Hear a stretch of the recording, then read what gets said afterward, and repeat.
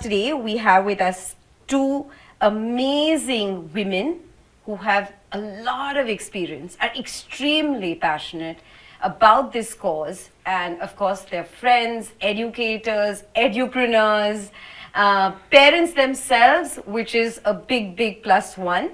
And together, hopefully with a lot of fun, with a lot of actionable tips for you, we're going to see how we can make play a very important part of our children's lives, both at home, at school, and of course outdoors.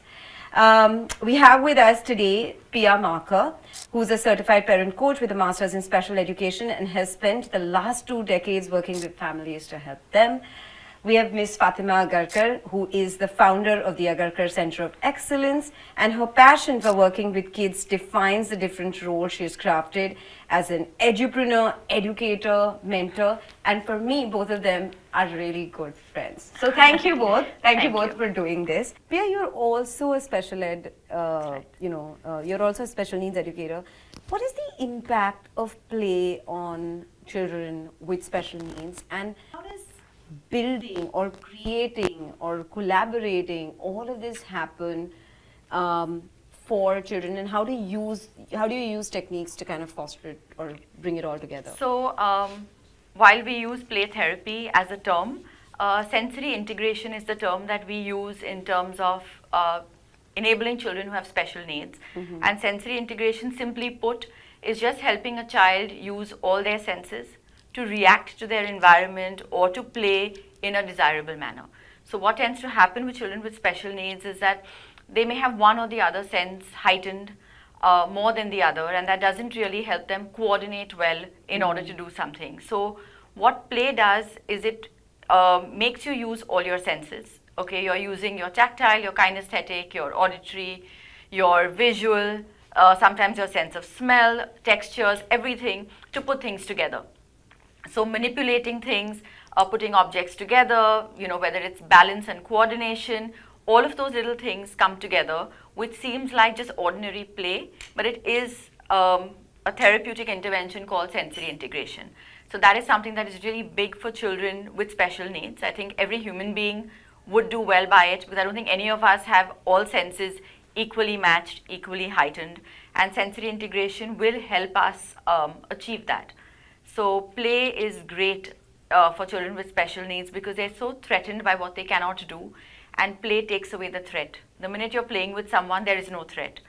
So in fact, more and more relevant, I think, for special needs, I mean for every child, but for special needs more than others, where people's patience levels run low, where their patience levels run low on themselves or for themselves, play is very, very vital.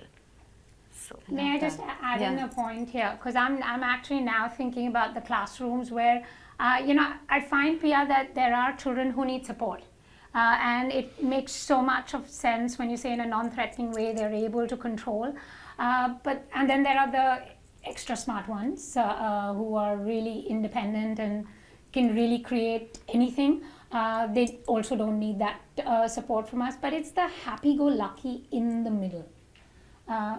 Who, bless their souls, are just happy, with no direction really, but they're not the ones who light the stage on fire with their oratory skills or raise their hand up saying, "Miss, I know the answer," or say, "Give me the ball because I know the tables."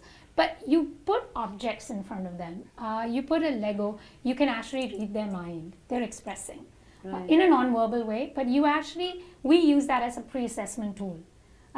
Especially during admissions, we get these kids to play, and you can figure out what the child is comfortable with, where the hesitancy is, where the child is going to take risks, what the child has created without verbalizing. If the child has created, it's obviously in the mind.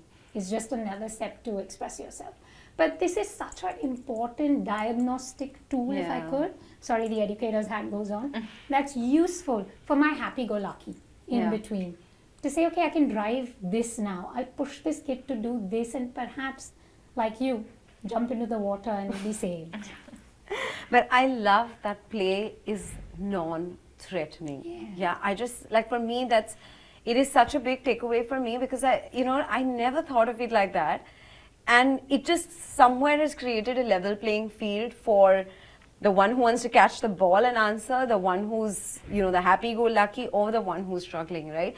Because this does not define, I could build this, but I still may not be, top of class or bottom of class. If I build this, you can't put a label on me, whether I'm dumb, intelligent, sharp, whatever labels we give kids hopelessly, right? So for me, play is that non-threatening, that feeling, right? And I completely love that, Piya. Just hoping that we try and cover more ground on that. So really, thank you so much to both of Thank you so much for having me. Thank you. Thank you so much, Mans. For parenting tips, celebrity interviews, recipes, conversations with experts, DIYs, and lots more. Subscribe to Kids Talk Press now.